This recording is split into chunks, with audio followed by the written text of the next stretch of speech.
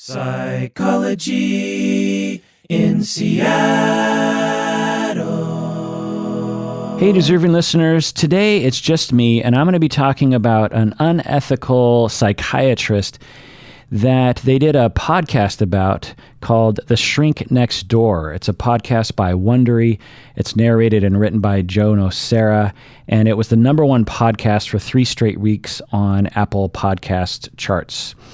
So it's all about, it's not actually that long. It's probably 3 or 4 hours long. It's 8 episodes or something. It's about Dr. Isaac Herschkopf, or Ike Herschkopf. He's a psychiatrist in New York, I believe, somewhere out there. I'm in Seattle. Everything's just out there.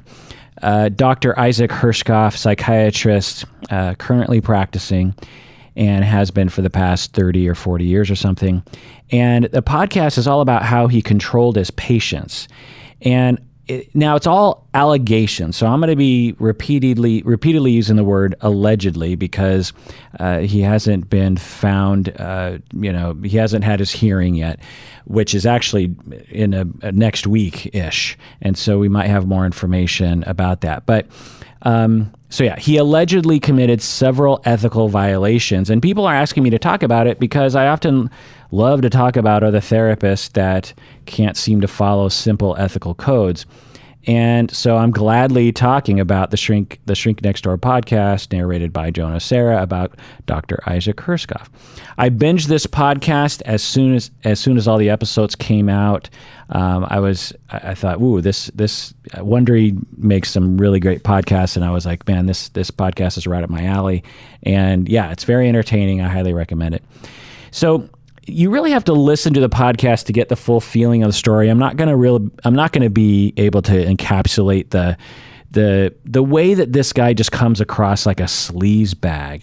I'm going to be talking about the ethical violations, and I'm going to actually go through the American Psychiatric Association ethical codes and analyzing how or whether or not Dr. Herschkopf actually violated the ethical codes. I'm going to be doing that later, but and the podcast, because I actually think in the podcast they didn't really do a good job of that, which makes sense to me because they're trying to conserve time and they're not clinicians, they're journalists. But I thought I would provide that look at it. But just to briefly kind of go over the story here for those who haven't read or those who don't remember. The psychiatrist just comes across like a complete sleazebag. It's very similar to Donald Sterling, if you know the Clippers owner in LA.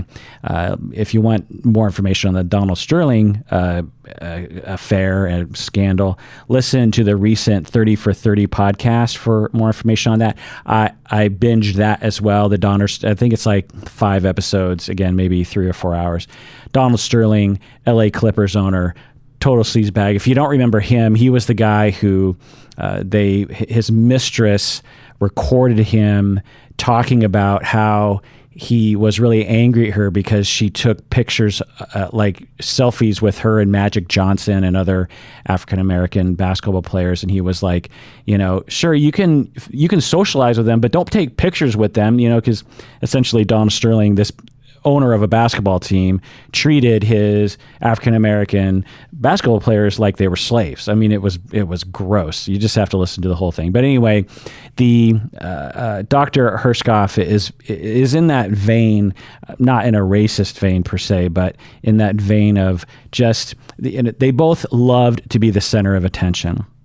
And although that's not a very strange thing to want in the population, 1 or 2 to 3% of people are really weird about that. But they both use their power, whether it was Donald Sterling and his money or Dr. Herschkopf and his power as a psychiatrist. They both use their power to get people to fake like they liked them, so he could get people to believe that he was somebody, that he was a very important person. And it's when you listen to both these podcasts, you just get this real clear picture of that sort of narcissism. And they both exploited other people, and they both got away with it for so long. It's just crazy to hear these stories, about, Bill Cosby and Harvey Weinstein and these people, and just decades of abuse and horrible behavior, and all the victims So anyway, Dr. Herschkopf, many years, 30 plus years or something of this kind of behavior. And also, they both, Donald Sterling and Dr. Herschkopf, both seem to be massively immature and very socially awkward, which is this other element to it of they probably never really felt quite right around other people, but desperately wanted to be seen as a cool person, and again, use their power to get that. And Dr. Herschkopf also seemed to have no emotional control because he must have known he was putting himself at risk all those years. Dr. Herschkopf seemingly had no regard for the rules or the standard of practice. He was way outside the norm. In my opinion, if the allegations are correct, he completely broke many critical and obvious ethical codes for decades. He managed to pilfer millions of dollars and houses and other stuff, allegedly, from his patients. Meanwhile, the rest of us clinicians are obsessing about whether or not to accept a $5 Starbucks card from our clients. And this guy's pilfering millions of dollars and getting his own kids to be on wills. I'll get into it. And it just makes me sick. This is a total douchebag, and it makes us all look bad. Makes us all look bad. If these allegations are accurate, his license needs to be taken away immediately. And also, there's a scandal involving the New York Department of Health, which I'll get into in a little bit. Basically, they didn't do anything until this podcast came out. Spoiler alert on this own podcast. And so, I wish there was a jail not only for the ethics board for not doing anything about it for so long, but also for Dr. Herschkopf. I wish there was like a special therapist jail where we could lock people like this up because just taking away their license doesn't seem like it's enough, because he got away with it for so long, utilizing his license and harming people along the way. So the story begins with Marty Markowitz, who was a patient of Dr. Herschkopf, and he's the lead figure in the podcast. But there are other patients who have stepped forward and also provided accounts of how this psychiatrist abused his power with them. So, but my main look here in the podcast, the Shrink Next Door podcast, is mainly about Markowitz, Marty. So Marty was in therapy with the psychiatrist for almost 30 years. From the beginning, he needed someone to help him to be more assertive. And they are clear to point out in the podcast that Dr. Herschkopf really actually helped him to do that the psychiatrist is actually pretty good at his job. A lot of the patients who came forward and said that he was unethical were also, wanting to say, look, he helped me. He was pretty good at his job.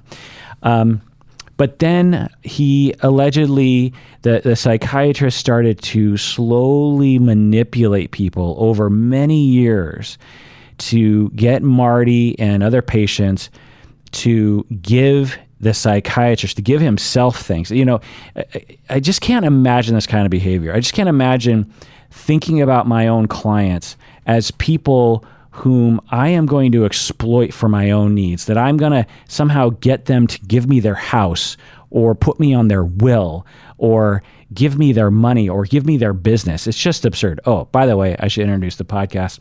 This is the Psychology in Seattle podcast. I'm your host, Dr. Kirk Honda. I'm a therapist and a professor, and hopefully ethical at that. So the allegations are that are the following. So one of the main allegations is that Marty, the patient, originally he was a business owner. He was this millions of dollars sort of coming in and out of his business, and he was a pretty rich guy. And he had a sensible home in the Hamptons. Now, again, I'm from Seattle. I don't understand what the Hamptons are. I get this impression that the Hamptons are this fancy place. But anyway, it's a neighborhood near New York or in New York, something. Anyway, but Marty originally just owned this sensible home, regular home in the Hamptons. But the Dr. Herschkopf, his psychiatrist, okay, remember that, Marty's psychiatrist, Dr. Herschkopf, used his influence to get Marty, allegedly, to buy the fancy property next door to his sensible home in the Hamptons. This very fancy home next door had a large pool with a slide, a full-size basketball court, a tennis court, a hot tub, modern sculpture, and multiple koi ponds It's like a party house, if you got to see pictures of it online, but it's like a house that you would have lots of pool parties at, or a rap video or something. And the psychiatrist is using his influence over his patient to get his patient to buy a house that he doesn't need. Marty Markowitz was this, quiet, shy, unassuming guy. What does he need with this, multi-million-dollar home? I don't know how much the house costs, but it's very expensive, right?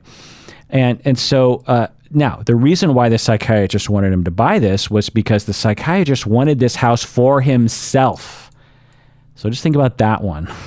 The psychiatrist allegedly wanted this fancy house for himself. So he gets his rich client who originally came to him because he needed to be assertive. So just think about that the patient comes to him and says, I have a problem with being assertive, with asserting my own needs, with drawing boundaries with other people. The psychiatrist helps him to draw boundaries with other people, but then proceeds to utilize the patient's own weakness against him to get the patient to buy a house he doesn't need because the psychiatrist wants the house for himself.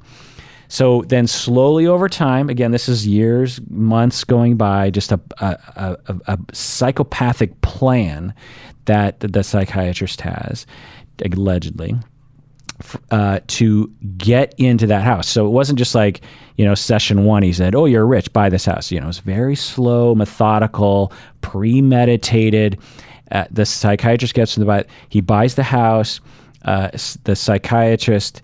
now, I should say from the top that the psychiatrist has given official statements saying that he didn't do any of these things. And it's possible that there's another side of the story, but there's so many arrows pointing in the direction. It's sort of like, I guess all of Bill Cosby's victims could be lying. I guess that's possible, but, not likely. So anyway, the psychiatrist starts to use this fancy property for himself. Not only does he use the property, but he moves in to the house as his own Hamptons fancy house. He acts like the house is his. Marty, the owner of the house, lives basically as the property's gardener in an outbuilding. And basically, the psychiatrist makes his patient act as if it's not his house. It's like, okay, you bought the house, but now act like it's not your house and make sure when you invite, and then he proceeded to have all these parties, which I'll get into in a second, but he completely redecorated the house. He eliminated all traces of Marty living there. He put all of his pictures all over the place. The psychiatrist loved, and this is another just super sleazebag thing that he would do. He would sort of force himself on celebrities or anyone important and make sure that he got a picture with them. This is before selfies, so you'd have to get someone to take a picture. And often it was actually Marty, his patient. He would, so one time, one of his fancy pool parties, Gwyneth Paltrow was there, Brooke Shields, O.J. Simpson, and other sort of events that the Herschkopf the psychiatrist would go to.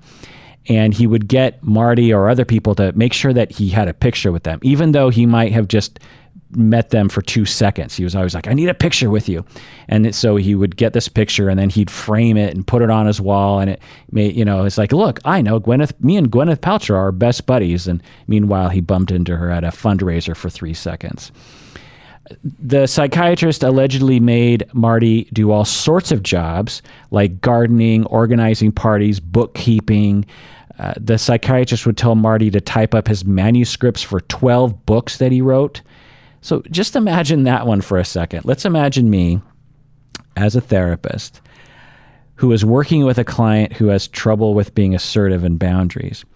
And I make him, type up my manuscripts for 12 of my books without any kind of payment. But even if I did pay the patient, this is a clear violation of ethical codes. Now, for some of you out there who are not clinicians, you might be like, well, what's the big deal? If Marty, the patient, didn't want to do it, he could have just said, I don't want to do it. So why did he do it in the first place?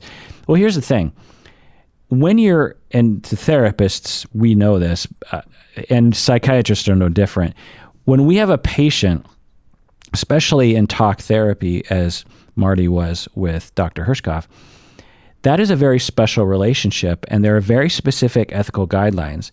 For example, when it comes to dual relationships, meaning that you want to be extremely cautious about creating other kinds of relationships with your patients because it could interfere with the treatment. It could harm the client. For example, let's just go with this situation. When the psychiatrist asked his patient to type up his book, the patient is sort of dependent on a psychiatrist in some ways.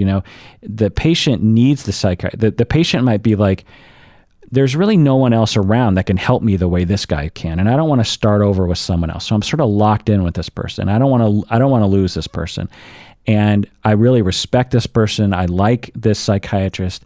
I want his help. I need his help, and I can't really say no to him, because if I say no to him, maybe he'll be upset at me and he'll fire me as his patient, and then I'll be flapping in the wind. Maybe I'll never find another psychiatrist as good as this one. I don't know. So when you put someone in a position where it's hard for them to say no, you have potential. You're exploiting your client, essentially. The other thing is let's say the patient learns things about you that are very intimate, like they learn sort of background information, like my psychiatrist is a sleazebag who likes to take pictures with Gwyneth Paltrow and act like he knows her when he doesn't. So knowing that about your psychiatrist is going to harm your idea of your psychiatrist, and thus it'll harm the treatment because you lose respect for your psychiatrist and all that kind of stuff. And so I could talk for a long time about that, but I hope you get the picture that when us clinicians are working with clients, we have to be very cautious about creating these other relationships, like moving into their house, that kind of thing. Because again, it could harm treatment, which is the do no harm mandate on all medical and psychological professionals. So the Dr. Herschkopf did this a lot with Marty, created a lot of other relationships. Now, sometimes we can create other relationships, and as long as we're very cautious and we're not doing it for our own gain, and we inform the client about it and give them the choice, and we consult with other people and we get supervision and all this, it's not like we can't have other kinds of relationships, but we definitely want to avoid relationships that are avoidable. Like there were other people who could have typed up his manuscript, right? Presumably there are professionals that he could have hired, or I don't know, just could have asked anyone else. Why did he have to ask Marty? Why? Because the psychiatrist allegedly knew that Marty Markowitz would not say no, and that Marty would do whatever he said. And, the psychiatrist is like, I need someone to type up this. I need someone to give me a fancy house in the Hamptons. It might as well be this patient, because I know that he has a hard time with boundaries and a hard time with being assertive. And I know that he really depends on me as a psychiatrist. It's just really sick to think about, right? So Dr. Herschkopf did this for many, many years. Now let's get into his parties. This is a pretty big part of the podcast. Dr. Herschkopf, the psychiatrist, was famous for these elaborate parties he had at his fancy Hamptons house. He would have like 100 to 200 people bust in, important people, famous people. It was a very, it was a big deal kind of a party for important people, I guess. And he made Marty, his patient, the owner of the house, deal with all the fancy invitations, acting as though this wasn't his house. And this was going on for years and years. Everyone assumed that Marty was the hired help, not the owner of the house, and definitely not a patient of Dr. Herschkopf's. And at these parties, the psychiatrist invited his own patients. He wasn't just exploiting Marty for this purpose of this house and the invitations and blah, blah, blah. But he also invited many of his patients to these parties, which is a massive dual relationship issue that could have easily been avoided by, let's just say it, don't invite your own patients to parties. Now, this isn't a massive violation. You're not going to go to my therapist prison for this sort of thing. I would definitely advise against it. And if I knew anyone who did this sort of thing, I would definitely think they were a hack therapist. But it's in the grand scheme of all the other things that he was doing, it's just another example. At these parties, some of his patients, because there were a lot of attractive women patients that he would invite, and they would come to the pool party and they would wear a bikini, and there's pictures of Dr. Herschkopf touching his patients while they're in bathing suits in the pool, allegedly. He introduced his patients to his friends. He introduced patients to each other. This is a big no-no. I will be, just to give you an idea, if you're not a clinician, about how rigid these rules are, again, to protect the patient, to protect the client. I will have, say, two coworkers coming to me, and they both know that the other coworker is, coming to me as the therapist, and they'll say, I ran into Jane, and she said she had a session with you yesterday that went really well. And, so that's really great. In that situation, because I cannot break people's confidentiality, I will say to my client, I'm sorry, I can't acknowledge the person I can't respond to what you just said because I have to protect people's confidentiality.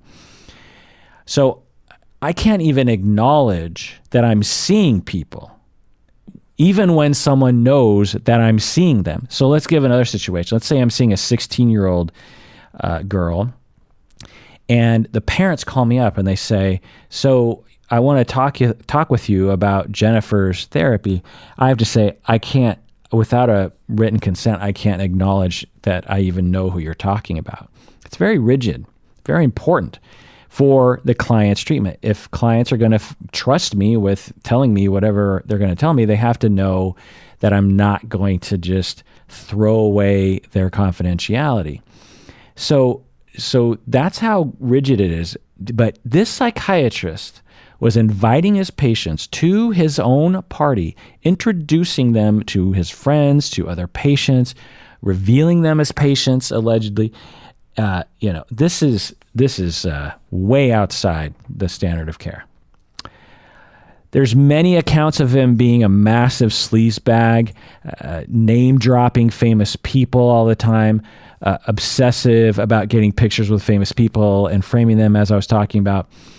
There's these accounts of him showing up to parties really late on purpose so he can make a big splash. I mean, again, it's hard to know the accuracy of these stories, but again, when you look at all the stories in this podcast together, it points towards a particular sort of personality. Marty said that the psychiatrist isolated him from his family. So this is when we start to get into premeditation, basically grooming, if you understand what grooming is. When a sexual predator wants to abuse a child or someone else, they will groom. They will target someone, they isolate them, they figure out a way to get access.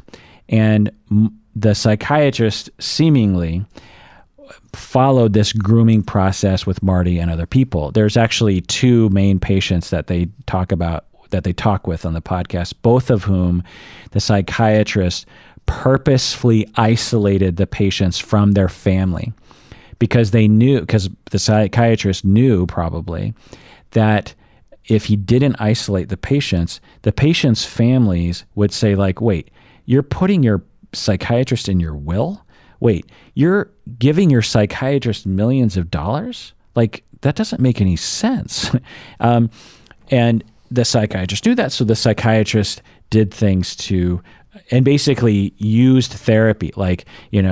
You need to assert yourself with your sister. You need to assert yourself with your parents. Your mom is an evil person. You have to cut her off, that kind of thing. And it could feel like therapy, even though I've never been that way with my clients. I've had clients who have had abusive parents, And I've never said, cut yourself off from your parents. Now, if someone wants to cut themselves off from their parents, then I am 100% supportive of that. But I would never know the right answer to that question. Families are complicated. Relationships are complicated. Recovery from abuse and history and grief is complicated. So I would never suggest one way or the other on that, because I don't know the answer to those questions. I don't know those answers in my own life. So how am I supposed to know about it in other people's lives? Anyway, so Marty said that the psychiatrist isolated him from this family. These are some quotes from him in the podcast. He got my sister and her children and all of my blood relatives and close friends out of my life. He got my sister and her children and all of my blood relatives and close friends out of my life.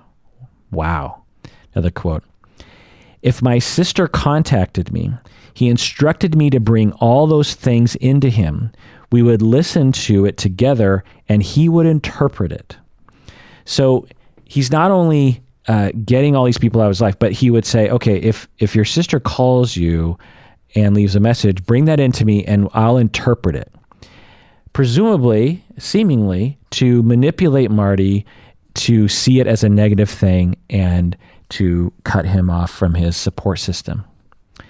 He wanted to control Marty. This is like all good cult leaders do this.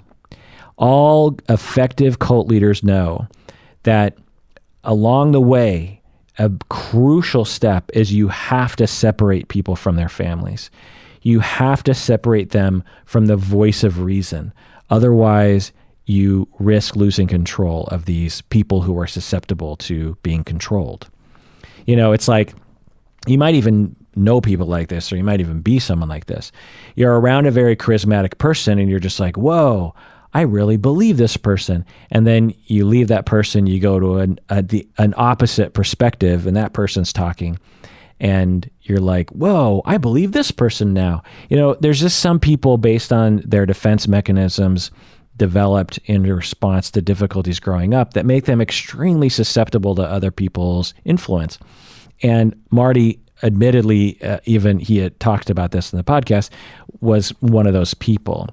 And the doctor knew that, obviously, because he's a expert in, treating people and personality, and proceeded to help these patients to assert themselves, but then took it another, it was, for the first bit, it was probably helping Marty to draw boundaries and assert his needs and whatnot. But then that's when he gets his hooks in and he's like, okay, now we're going to take this to the next level. Now you're going to cut these people off.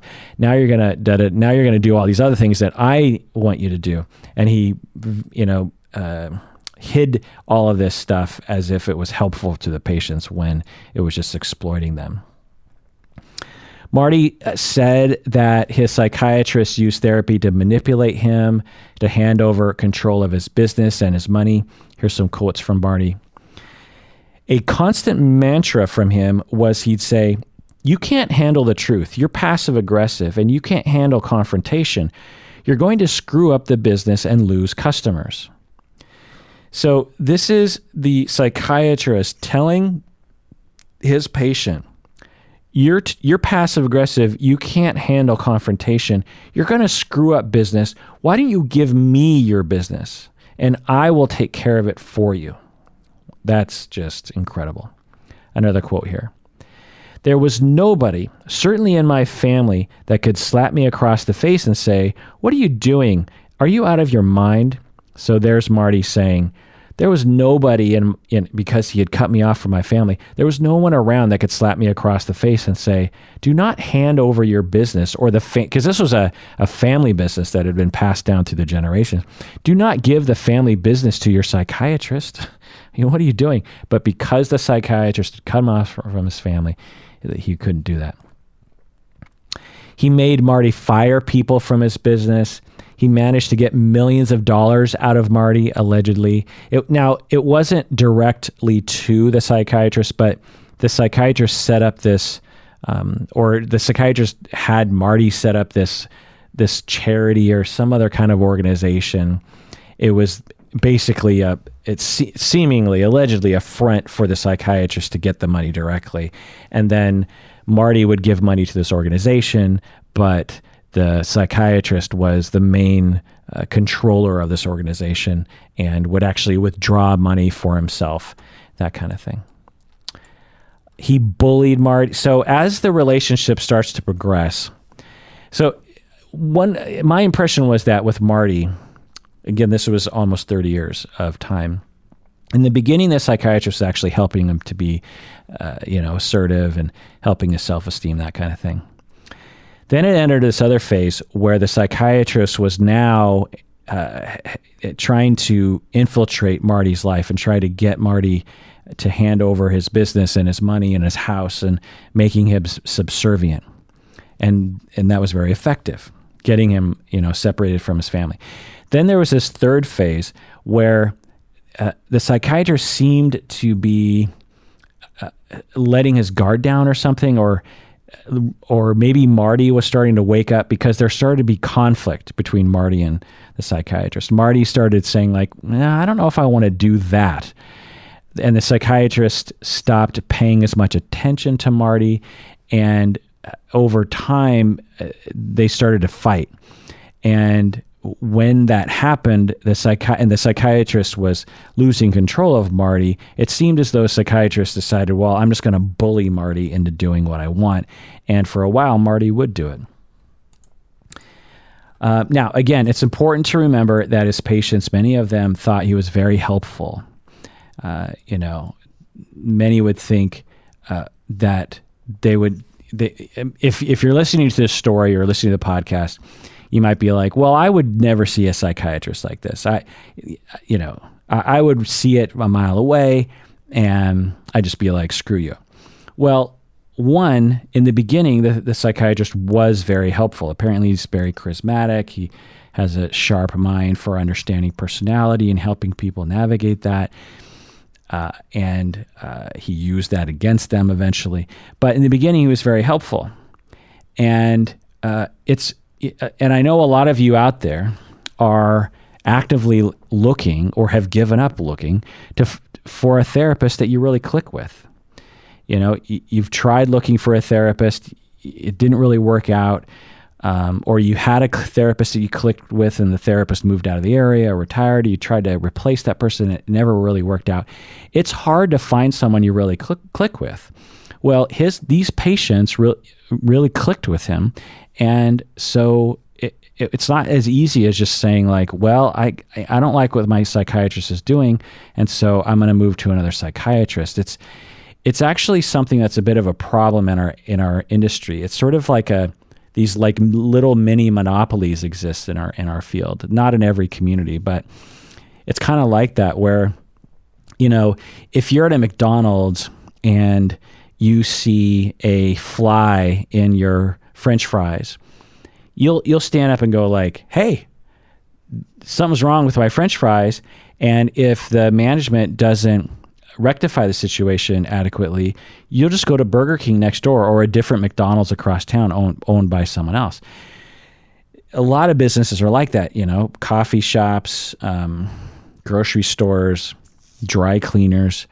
Some businesses aren't like that, like Amazon is buying up a lot of things. But anyway, my point is that some businesses, the consumer has a lot of control. You also know who to talk to. You can just stand up and yell, or you can tweet about it or something. You have or a bad Yelp review, for example. There's things that as a consumer that you can do to get justice. I mean, you might not necessarily get justice, but you just have a general sense of what you can do. When you're a patient or a client of a mental health professional, one, there's so much stigma around getting treatment, getting help from a therapist, that a lot of clients, they don't want to even acknowledge to anyone, especially publicly on Twitter, that they're even in therapy. So they're not going to necessarily post it online.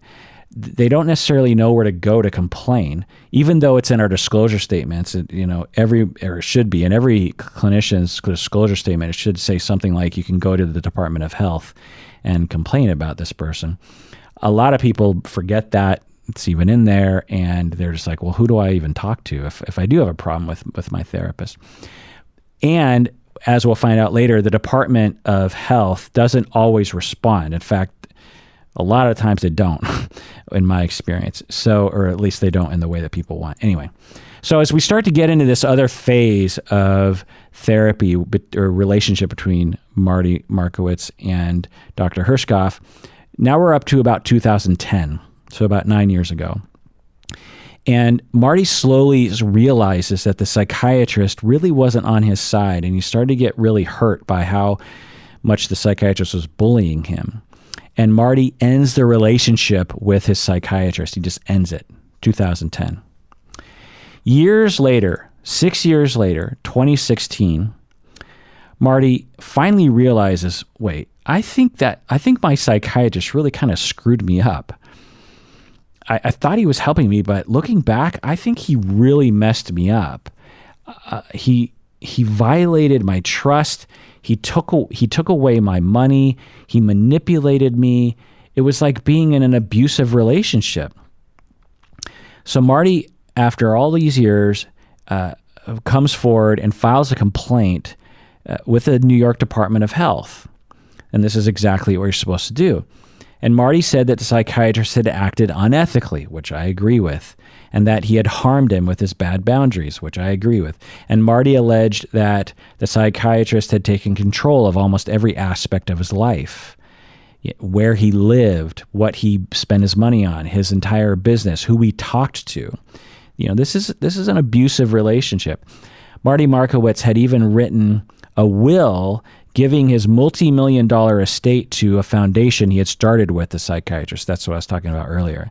So, and the psychiatrist would have controlled that money after Marty had died. If Marty died, then the psychiatrist was going to control all that money himself. The psychiatrist became a joint owner of Marty's Swiss bank account and used Marty's house free of charge and made Marty perform hundreds of hours of secretarial services. The document that he sent to the New York Department of Health also includes allegations of inappropriate physical touching of different patients of the psychiatrist, because, Marty saw his psychiatrist touching other patients at these parties, right? Okay, so pretty convincing allegations made to the New York Department of Health. I mean, at the very least, the New York Department of Health should have looked into it, right? They should be like, well, sometimes some patients, they complain when there really isn't any grounds. But wow, this one patient is saying that this psychiatrist took over every aspect of his life, that he made him write him into the will, that he took away his house, that he got into his bank account, and he used his house for free and made him do hundreds of hours of secretarial services. That sounds crazy. That he's touching other patients, that this patient knew about other patients. I mean, there's so many things to say, this needs to be looked at.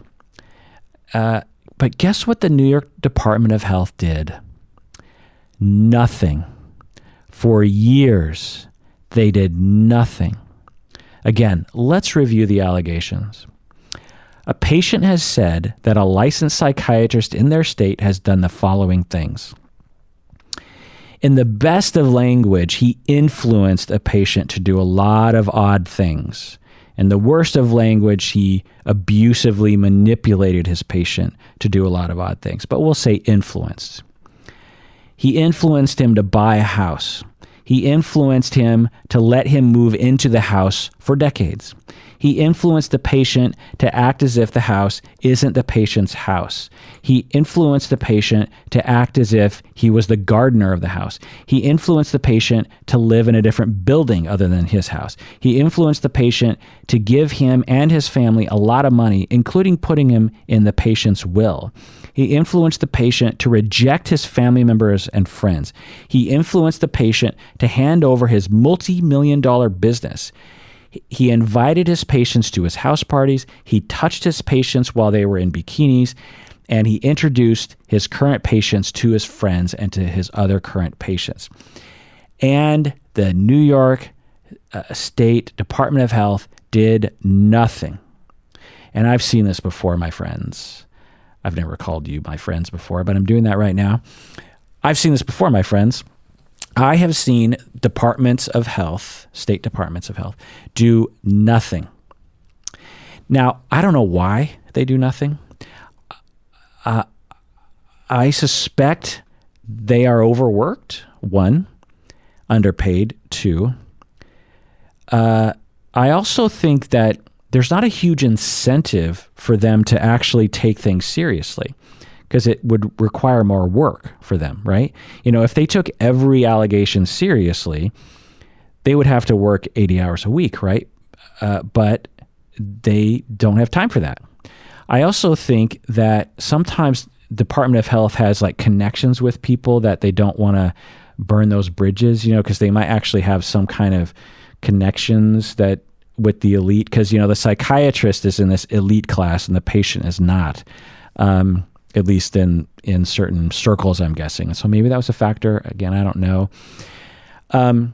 But here's my impression of people who work for these departments. They wake up in the morning and they go to their government job, and I don't know how much they love their job, honestly, because I've interacted with people in my state in this capacity. And of course, they're not all like this, but many of them are, where I'll reach out to them with a question or some kind of concern, and they won't even write me back. Or I'll hound them for months. Just ask a simple question. I'll just be like, so I just have this simple question about procedure. And maybe I'm barking up the wrong tree, but they don't even reply with like, no, you need to be talking to so-and-so. This is our government, my tax dollars paying for these people. These are people that are, issuing my license to practice in my state. And yet I can't get a response from them. And again, I'm not emailing the president of the United States. I'm emailing my local government's licensing body. They have all the control. They just don't have to respond. And so, it's sort of like when you go to the DMV and you get that real cranky person. It's like, what are you going to do? There's no DMV next door that you can go to and say, screw you guys, I'm going next door. My cat wants to weigh in on this. All of us can't go to another Department of Health. We have that one Department of Health, and that's, it just kind of breeds that sort of, incompetence or something.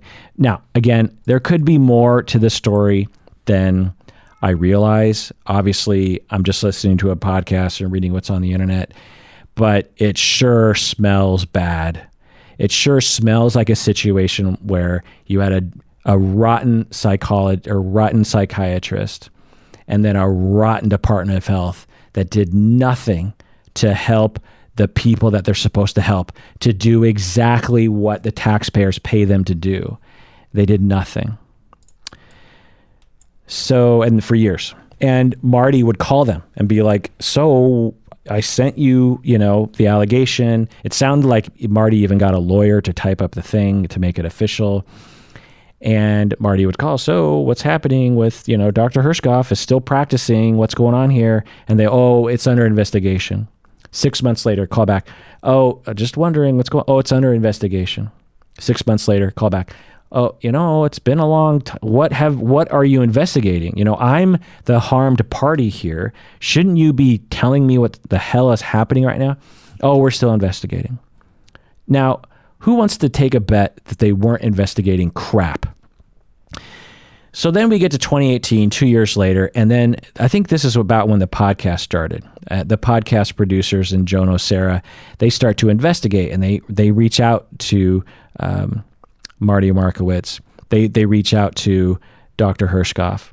And actually, you got to listen to the podcast, The Shriek Next Door. The Dr. Herschkopf interacts a lot with Joan O'Sara. Because Joan O'Sara was a neighbor, actually. That's how we met him. Anyway, it's a long story. But so the Wondery starts to work on this podcast, and then the podcast comes out this year, 2019, I think in the summer. just a couple of months ago. Again, it becomes the number one podcast on Apple almost immediately for 3 weeks straight. That's a big deal. There's, I don't know, hundreds of thousands of podcasts, a lot of good ones out there. The Shrink Next Door becomes number one. Soon after, guess what happens?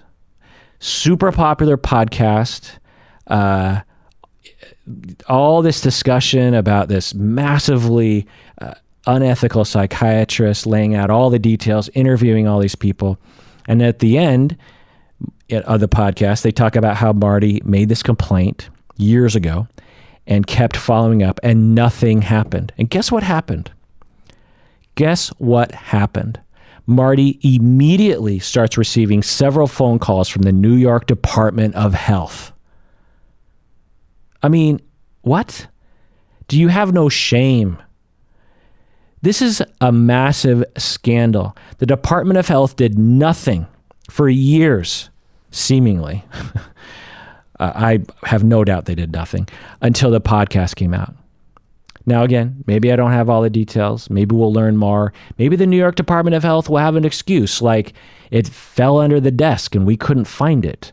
Or we had 10,000 other cases that were even more important than Marty's. And then coincidentally, when we finally had more time, it was at the peak of popularity of a podcast that was making us look like shit. Maybe you will find that out, but boy, does it smell rotten. So the podcast, again, they interview other patients who come forward. They start making allegations too. The New York Department of Health finally, just weeks ago, finally posts a number of allegations. And by the way, the Department of, just so you understand how the landscape works, the Department of Health, these charges, they're not criminal. They're ethical. They're standard of practice issues. And so mostly it's about his license to practice. So there's a hearing set for September 24, 2019, which is just next week. Dr. Herschkopf will be able to contest these allegations, but I can't imagine this going very well for him, given all the investigations by the podcast and all the publicity. I can't imagine that the New York Department of Health wants even more bad press by letting the psychiatrist off the hook, but we'll see. People have looked into it and they found that since the podcast came out, the psychiatrist is no longer listed on the New York University's medical school's website. So he claims that he resigned voluntarily from the New York University Medical School. He has resigned from his board position so get this.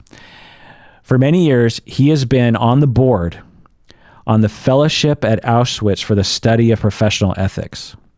So forget that it's a weird name, but basically understand that this is an organization that specializes in general ethics, not just ethics in psychiatry, but general ethics. Think about the irony in that. This guy's on the board of an organization that specializes and advocates for ethics. So just to make it clear, and they didn't make this clear in the podcast at all, the possible consequences the common consequences that a Department of Health will dole out to clinicians who they deem to have been acting outside the standard of practice is to suspend their license, which is just, suspend it for a year, revoke their license, take it away for good, to give them fines, which aren't usually that much, to require training, to require supervision, and to require not working with particular kinds of clients. So what I suspect will happen, given all the publicity, is that the Department of Health will revoke his license.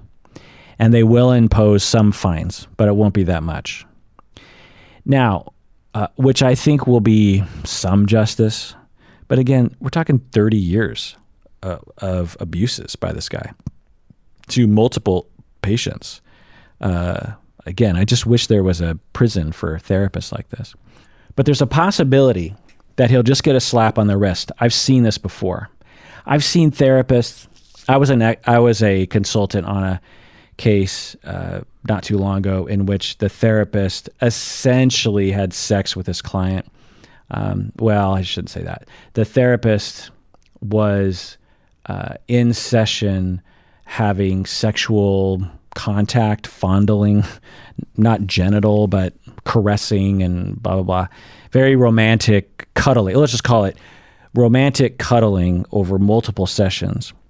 And and the patient came forward, made a complaint, and that therapist just had a suspended so what happened to that therapist? I thought the therapist was going to lose their license for sure. I mean, the therapist had no documentation that justified it, had no training, had not consulted, admitted to all the allegations. And I was like, whoa, this is slam dunk. Just revoke his license. I mean, that's what the Department of Health is for, right? You're supposed to police these kinds of things. And what happened in this case was they suspended his license for a little bit of time. And they said in order for he could start practicing again, I think he might have had some fines, I'm not sure. But all he had to do, he had to go to some training, I believe, and he had to be supervised for a time. Supervision could be very effective, meaning that, a supervisor makes sure that you follow the ethical guidelines.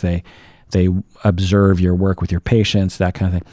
But you can also get a supervisor that's super relaxed and just be like, yeah, let me know how things are going and I'll take your word for it. And, usually it's that. Supervision is because it's hard to observe people working because you have to be in the office with them, which a lot of patients don't want you to be, right? So it's possible that the psychiatrist, Dr. Herschkopf, will get this minor slap on the wrist. Like, again, suspended license until he gets some training, maybe supervised practice for a couple years. And, when I think about this in terms of actual justice, it's not a terrible outcome because in all likelihood, Dr. Herschkopf's days of manipulating clients are over. He'll probably avoid this sort of behavior in the future if he is allowed to practice. And he was reportedly an effective helper. So if he just kept within the lane of the standard of practice, he might actually do some good in the world. But it would be good to have a harsh punishment, in my opinion, to deter others from following in his footsteps. This is rare. I just want to, if you're not a clinician out there, this is rare. This doctor is a rare cookie.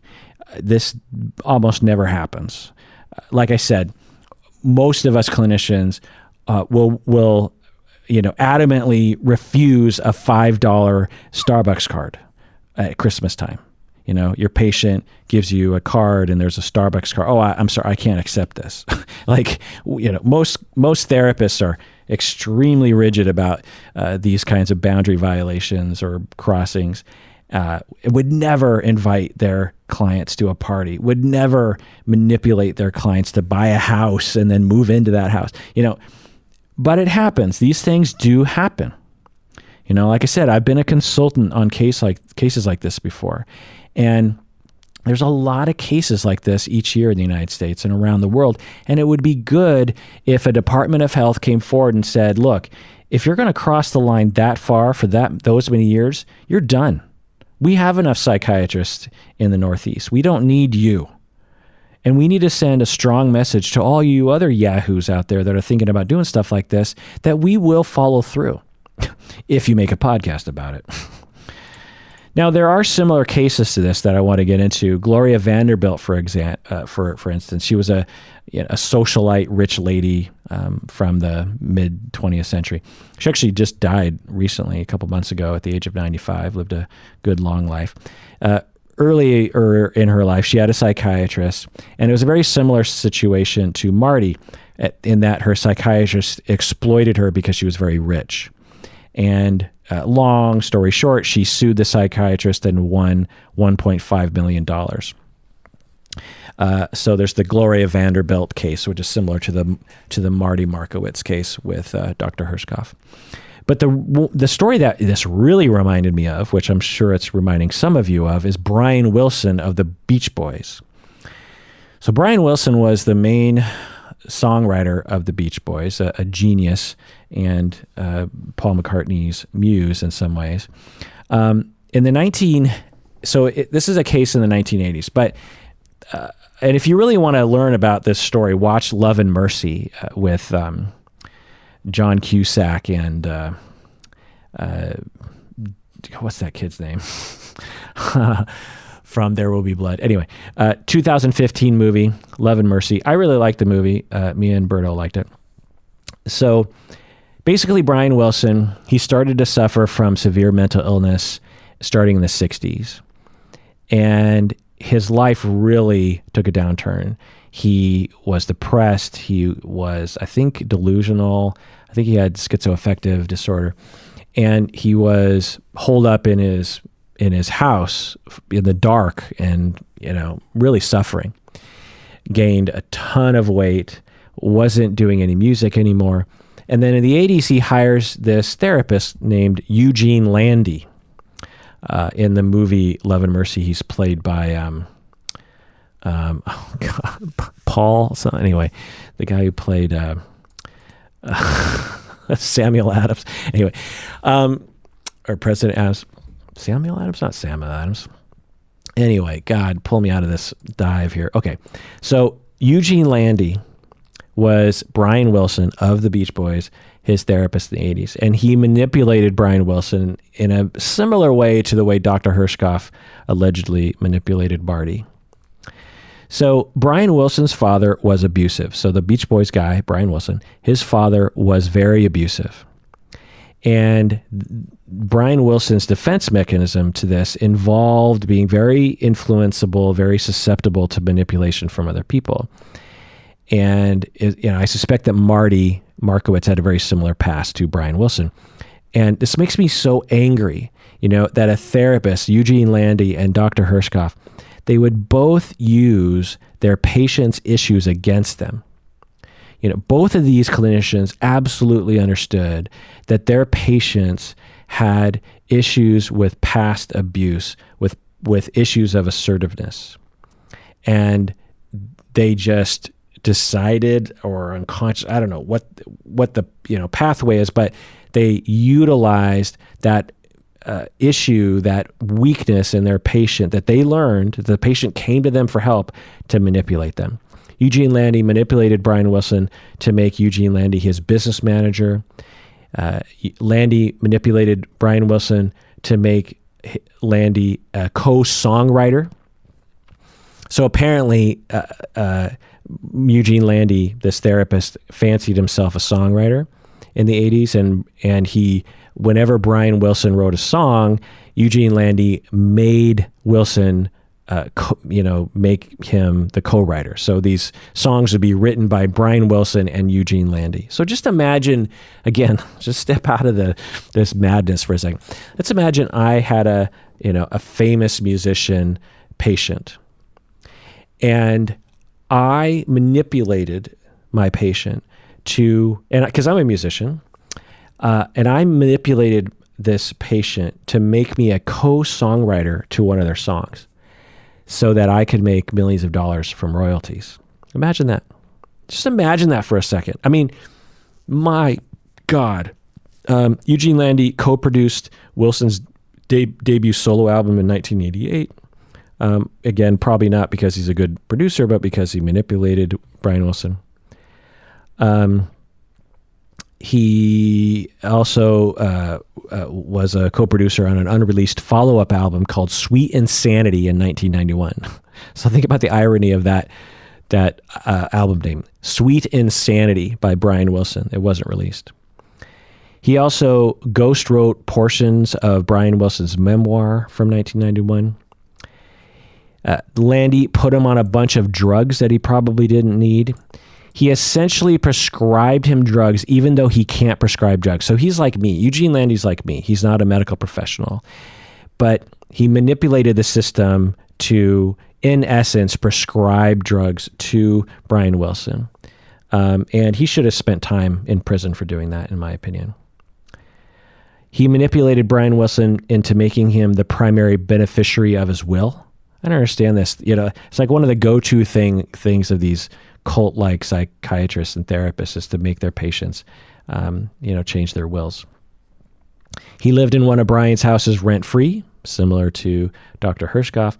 He changed Brian Wilson he changed Brian Wilson almost $1 million per year, or he charged, sorry. In my notes, I have a typo. He charged Brian Wilson almost $1 million per year for his treatment. It's something like $700,000, $800,000 a year.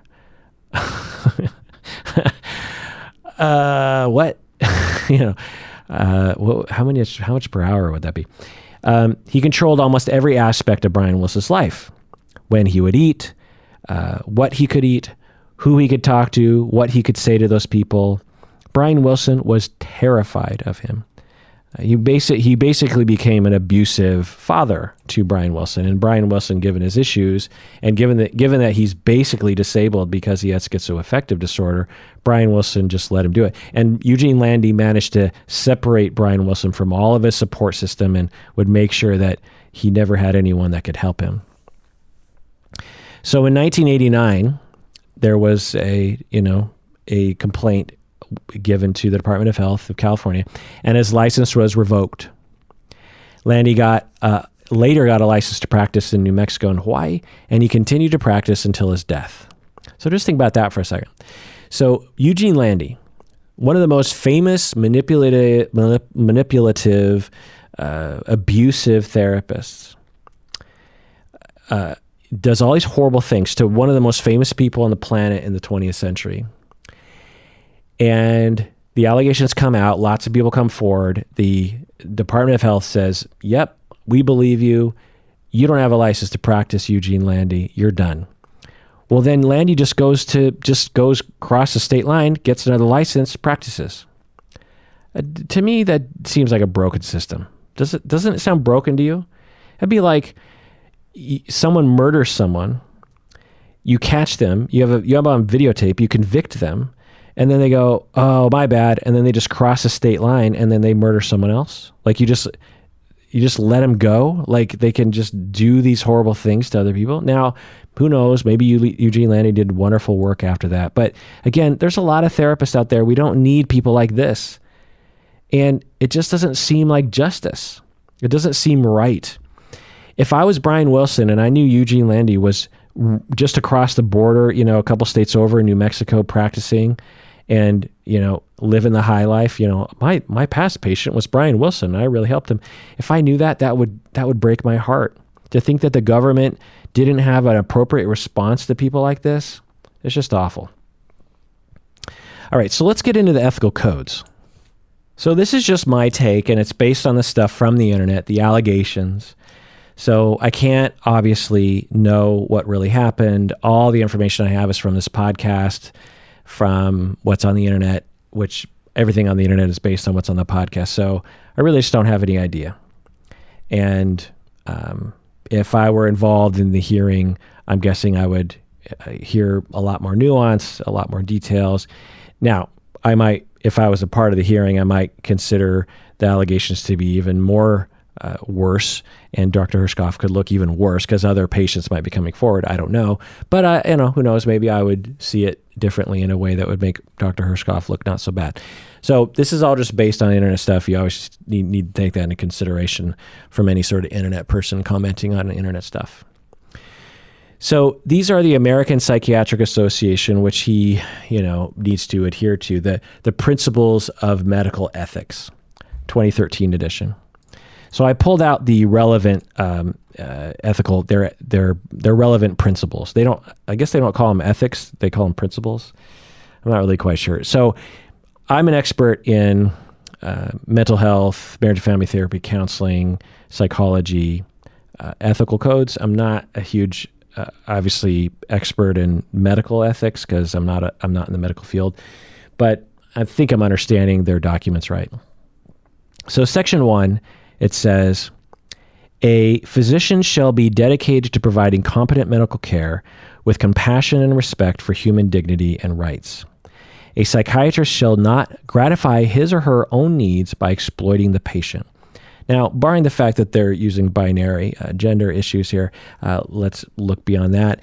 A psychiatrist shall not gratify his or her own needs by exploiting the patient. It is it looks pretty clear from the allegations in this podcast that Dr. Herschkopf was absolutely gratifying his own needs by exploiting his patients. Dr. Herschkopf wanted a fancy house. He exploited his patient to buy a fancy house so he could move into it. Dr. Herschkopf wanted to have fancy parties. He exploited his patient so he could have fancy parties at his patient's house. Dr. Herschkopf wanted to act like a rich guy who owned a fancy house, so he exploited his patient to make it seem like he owned the house instead of his patient owning the house. Dr. Herschkopf seemingly wanted a lot of money, so he exploited his patient so that he could get a bunch of his patient's money. Dr. Herschkopf wanted someone to type up his 12 book manuscripts, and so he exploited his patient to get him to do that. So I think that's pretty clear. Section 2 of APA Principles of Medical Ethics. A physician shall uphold the standards of professionalism, be honest in all professional interactions, and strive to report physicians deficient in character or competence or engaging in fraud or deception to appropriate entities. The psychiatrist should diligently guard against exploiting information furnished by the patient and should not use the unique position of power afforded him or her by the psychotherapeutic situation to influence the patient in any way not directly relevant to the treatment goals. So that's a long way of saying that psychiatrists should not use the patient's issues against them. If the psychiatrist learns, for example, that their patient is very manipulatable and has a hard time asserting themselves and is easily manipulatable, that the psychiatrist should not use that material against their patient for their own needs, right? Pretty obvious. Psychiatric services, like all medical services, are dispensed in the context of a contractual arrangement between the patient and the physician. The provisions of the contractual arrangement, which are binding on the physician as well as on the patient, should be explicitly established. So the reason why I'm including this one in my discussion here is that whenever we engage in our professional relationship with our clients and patients, the patient needs to know what's happening, and the patient needs to consent to that. And so if, for example, so let's say so I'll give an example. So I have a supervisee, Christy, and she's going to be on the podcast soon, so she doesn't mind. She's already said it's okay for me to talk about her. She listened to the schema therapy episodes that I did. There's a lot of not buzz. That sounds like important. There's a lot of response that I'm getting to. So I did these patron-only episodes that are available only to patrons on schema therapy that I have. And as I'm getting more into the theory, I'm finding it to be extremely helpful and useful way to very quickly understand one's issues and how to deal with them. And so I put out the call. I said, hey, anyone out there who wants to come on the podcast and talk about their schemas so that people in podcast land can learn about different kinds of schemas, different kind of personalities, and maybe relate to you and learn from, your issues and, learn from the conversation that you have with me. If you want to come on the podcast, we can do that. And so my supervisee, Christy Forrester, she emailed me today and she's like, yeah, I'd like to come on the podcast. And so I said, okay. So this is a dual relationship because you're a supervisee of mine. She's a clinician who's under supervision. I'm supervising her private practice.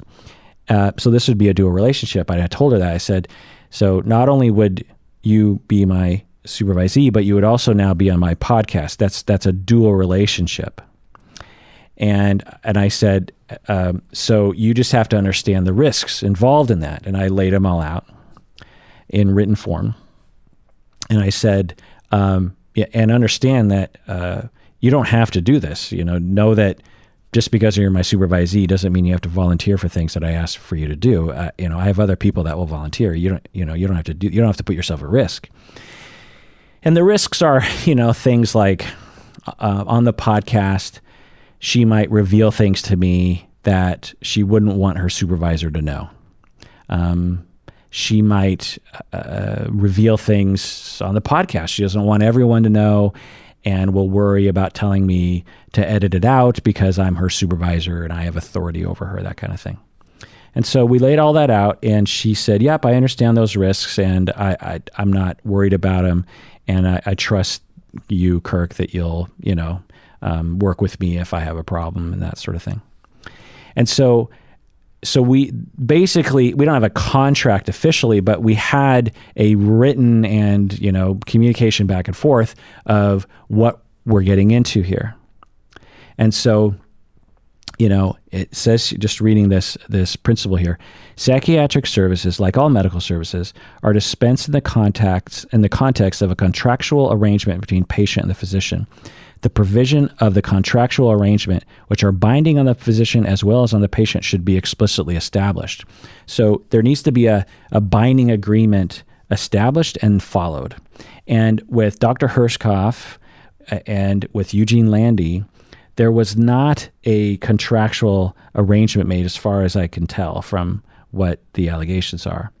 At no point from what I heard in the podcast did Dr. Herschkopf go to Marty Markowitz and say, okay, you are about to enter into several other dual relationships with me. You're going to be my patient, but you're also going to be my landlord. You're also going to be my party planner. You're also going to be my gardener. You're also going to be my promotional person. You're also going to be my business partner. You're also going to be, all these other roles. And here are the risks. And are you cool with that? Do you understand what you're getting into? My cat has more to say about that. And from what I can tell, that was never established. Okay, Section 4.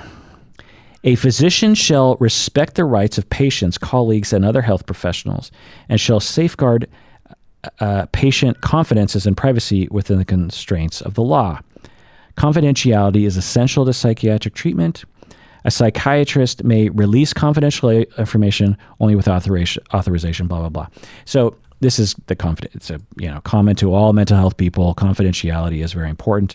And it seems that Dr. Herschkopf absolutely broke confidentiality often not for clinical reasons, not for, treatment reasons, for his own manipulative reasons. Section 8, the last section I'll get into here. A physician shall, while caring for a patient, regard responsibility to the patient as paramount. When the psychiatrist's outside relationships conflict with the clinical needs of the patient, the psychiatrist must always consider the impact of such relationships and strive to resolve conflicts in a manner that the psychiatrist believes is likely to be beneficial to the patient. So now this one gets a little wonky, but roll with me on this one. So the psychiatrist involved, Dr. Herschkopf involved a lot of his outside relationships in his relationships with his patients. And along the way, whenever you do this, you have to think, well, what impact is this going to have on the treatment? What impact is this going to have on my client? And it doesn't seem like Dr. Herschkopf ever considered that.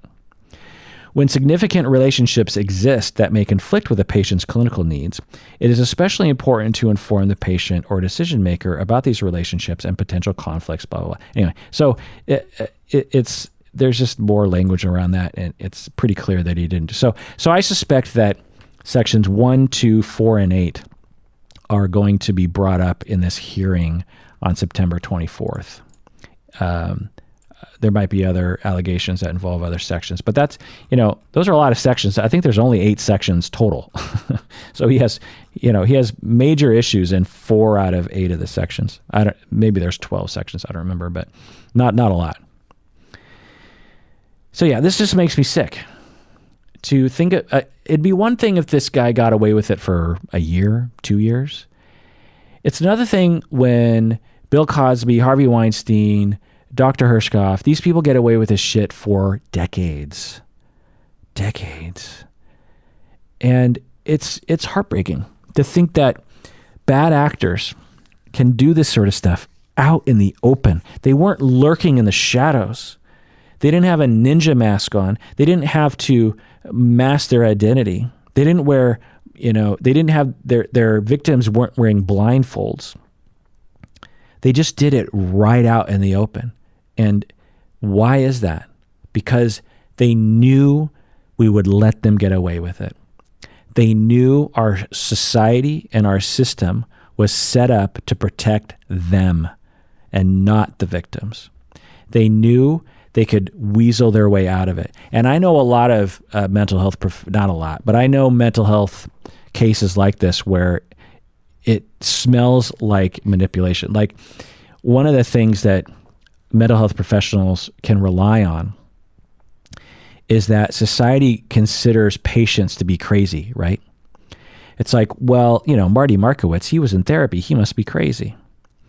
And if he's crazy, then God knows what he's going to think and say and believe. And so the psychiatrists, when these allegations come forward, they'll just be like, he had issues. He has transference issues. That's where this is coming from. He's a jilted client who has a lot of abuse in his past, and he's acting out. Don't worry about it. And there are some times where it seems like that is not a legit defense, and yet it flies anyway. Patients don't have as much power as clinicians do. Women don't have as much power as men do. And thus we have our society that allows for monsters to run rampant and victimize hundreds and thousands of people. Do you think that Dr. Herschkopf is the only one that's doing this sort of thing out there? No. As a podcaster, and because I talk about this often, I get a lot of emails from people talking about their therapists doing horrific things. Now, I'm not there, but if even 10% of them are accurate, man, do we have a problem. And I find that a lot of therapists don't like to talk about this. And this sort of boggles me. It's sort of like when priests back in the day, and maybe still today, don't like to talk about the fact that some of their colleagues are sexually abusing the kids in their church. Shouldn't priests be the first fucking people to talk out, to speak up when they find out about one of their colleagues having sex with children in their church? Shouldn't priests be the first people to speak up? Shouldn't I, as a therapist, be the first person to speak out when I find that someone is doing something unethical? Why would I want to hide that? That just makes me look bad. And when it finally comes out, it makes us really look bad. Now, I want to be clear. These kinds of people are rare, as I said earlier. The vast majority of us are following the letter of the ethical codes. And like I said, I have supervisees and colleagues who are obsessing. Oh my God, I accepted this card. I didn't open it up, and my patient left, and it was our final session. I opened up the card later, and there was a $5 Starbucks card in there, and I don't know what to do. Do I send it back to him? Yeah, you could send it back to him, but it's probably okay. It's just $5. Like, buy yourself a latte. It's probably it's probably not enough money to buy a latte these days at Starbucks. Most of us are really concerned about these kinds of things, and for good reason. And yet these rare individuals are out there, having sexual cuddling with their clients, getting into their clients' bank accounts, isolating their clients from other people so that they can manipulate them. We therapists should be the first people to stand up and say, no, that cannot happen. And we need to raise awareness about this. We therapists need to raise awareness of the fact that these things are happening and that patients do not have power. And even when Marty Markowitz is a white male who had millions of dollars and lawyers, and what happened? Nothing. So what do you think a marginalized, abused, 25-year-old poor person is what kind of power do you think they have? And this is something that I talk about a lot, actually, with my supervisees who work in agencies, is that, local agencies, mental health agencies, they serve people on medical coupons. And these are poor people, immigrants, they're struggling, single parent homes, working a lot, or, mental health issues, addiction issues, just a lot of issues. And what ends up happening is the rights of the patients get slowly trounced upon by the mental health agencies. Not because the mental health agencies are bad people, but because they don't remember their ethical codes, and there's no one pushing back on them. My cat still wants to, every 15 minutes, my cat just starts to pipe up. The patients are poor. They might be undocumented immigrants. Most of them aren't. But let's just say you have, an American citizen, but struggling with low income, and goes to a mental health agency and has their rights trounced upon, their confidentiality rights trounced upon. They're routinely, like one of the things that it just drives me nuts is there will be, I'll have an intern at my university will be working at a mental health agency that has the interns go to schools. And so this intern therapist works at this high school, for example, and finds a broom closet to see their clients in. And then the teachers find out, I think my cat just wants to be let out. I'm going to let her out. Right, I'm back. So let's say that this intern is working at a high school, and the teachers know that some of their students are seeing this intern in the broom closet. And the intern walks out of the broom closet, and a teacher walks up and says, okay, so Johnny, what's going on with Johnny? Because, Johnny's acting up in class, and, Johnny's parents are a problem. What's going on? And the intern feels pressured to break confidentiality and talk about their client with this teacher, even though they don't have a release of information to do so. This drives me nuts. And a lot of these mental health agencies and the supervisors, they don't even blink an eye at that. They're like, well, you're working at the school, work with the teachers. And it's like, no.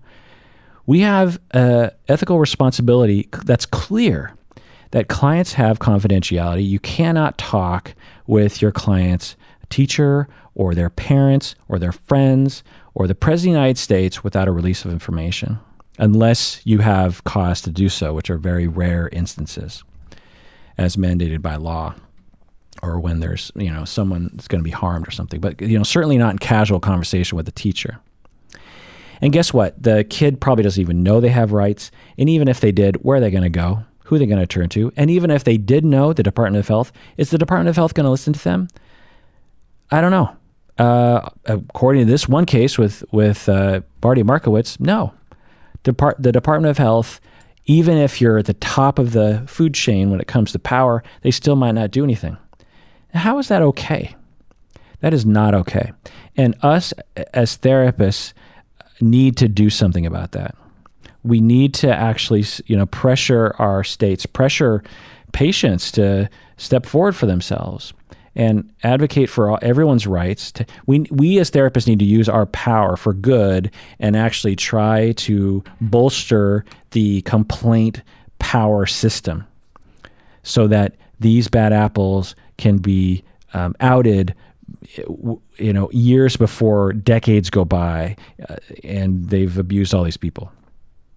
In the same way that we need to help young women know that they can come forward and that they won't be shamed, that they will be believed, and that the justice system will do something. Whenever these things happen, we tend to be like, oh, okay, we caught the bad guy, back to work, everything's fine. No, everything's not fine. When we see stuff like this, we'd be like, whoa, how did this guy get away with it for so long? And how many other people are getting away with it right now? If this guy got away with it for so long and someone complained and the Department of Health did nothing, and it takes a #1 podcast in the world to actually get a Department of Health to do something about it, then I would say we have a problem on our hands. If Bill Cosby can get away with abusing all these women, if Harvey Weinstein can get away with it, we have a problem on our hands. And catching these individuals is part of the solution, but it's 1% out of 100% of what needs to get done. We got to change our society. We got to change our systems. We got to change our justice system. We got to change our culture. We have to destigmatize therapy. We have to give more money to Department of Health, I guess. We have to have watchdogs on the Department of Health. We have to have politicians paying attention to the Department of Health. We have to have therapist organizations paying attention to the Department of Health. We have to have education to the public from therapists saying, these are our ethical codes, and if one of us breaks these rules, please, by all means, tell someone, and we'll help you, walk you through the complaint process, because you have rights. And we as therapists want to be the first person to, the first people to come forward and help you with this, because we don't want people like that doing stuff like that either. And I'm not talking about the Herschkopfs of the world. I'm talking about even minor things. There are therapists that do minor things that they maybe they don't need their license to be taken away, but they might need a little bit of education. Like, hey, don't sexually cuddle your clients. How about that?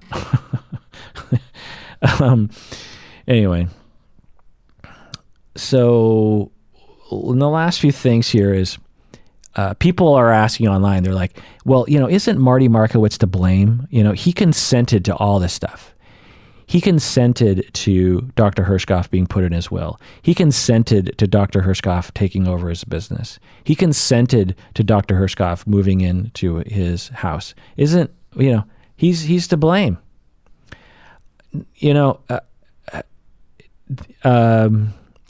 What I'll say to that is the power that a therapist has over a client can be and is, for some relationships, powerful. It's the same thing as saying like a boss doesn't really have any power over their employees, sexual harassment or something. And it's like, that just ignores the reality of things. So is Marty to blame? No, I don't blame Marty for this at all. Marty came into the relationship asking for help about assertiveness, knew that he had problems with boundaries, knew that he had problems with being manipulated by other people. And the therapist utilizes that, groomed him over time. Again, he didn't spring all these manipulations on Marty Markowitz day one. He groomed him over years. And if you listen to the podcast, you get a picture of that. And that's how these people do this kind of thing. That's how they do it, is they just slowly work their way into people's lives. The other thing that's interesting is there could be a massive civil suit after all this is after the hearing. I'm guessing that Marty Markowitz and the other patients are thinking, let's sue this guy. Let's sue him so that he doesn't, a strong message is sent. And I would be absolutely supportive of that. Because again, the worst that the Department of Health can do is take away his license and give him a minor fine that he could probably easily pay. So a civil suit would be appropriate. So in conclusion, I'll say that I can't imagine anyone ever doing something like this. I would never invite a client to a party, and have never. I would never introduce a client to someone I knew. I've never done that. I've never touched a client at a party when they were in a bikini. That would never occur to me.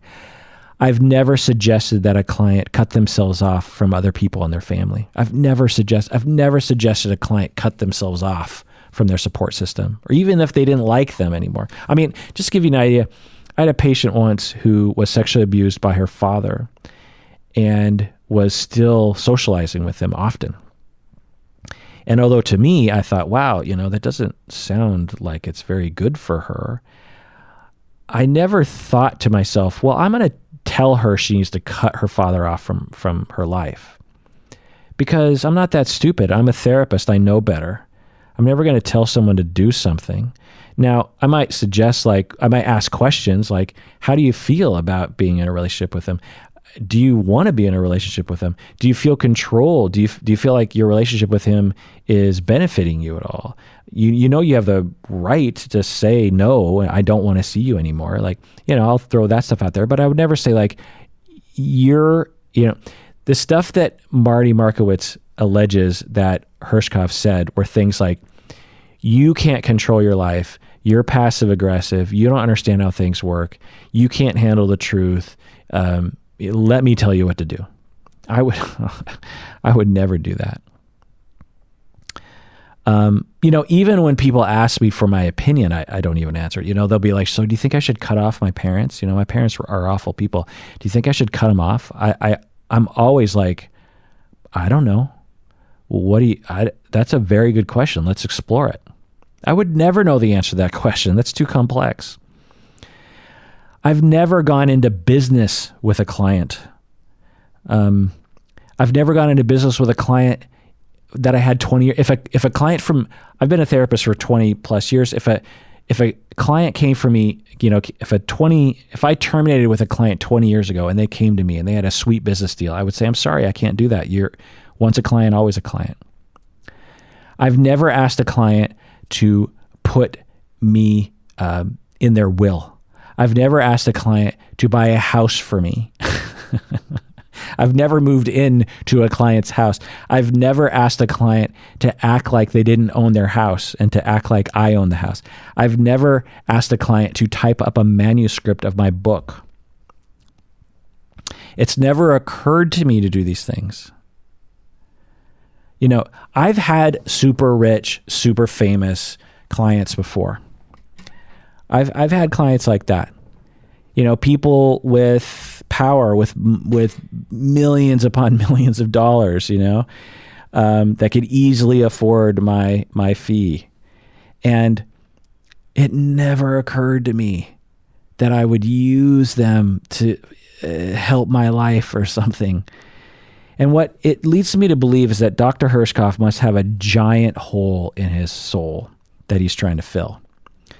Because when I think about doing something like that, when I think about like taking one of my super rich clients or my super famous clients and like getting them to make me a part of their will, or make me into a celebrity, or make me look like I have a fancy house. The only reason why I could imagine doing that is if I was massively insecure and massively suffering deep down. And I was just like, I'm a flawed person, or I'm not good enough, and the only way I'm going to be good enough is if I have a fancy house and if people think I'm famous and that I'm friends with Gwyneth Paltrow. So Dr. Herschkopf must be suffering deeply, and I feel bad for him, honestly. I don't feel bad for him enough to not take away his license and not hope that he gets sued successfully if the allegations are correct. But I do feel bad for him. And that does that for that episode. Let me know what you think. Go to our website, psychologyinseattle.com, fill out the Contact Us page. That's usually how I like people to contact me. Also, if you like this episode and you want to hear others, become a patron of the podcast. That's where all of our best episodes are. Thanks for joining me out there. Please take care of yourself and assert yourself to the authorities and help other people come forward and have the power that they deserve, because we all deserve it. We really, really do.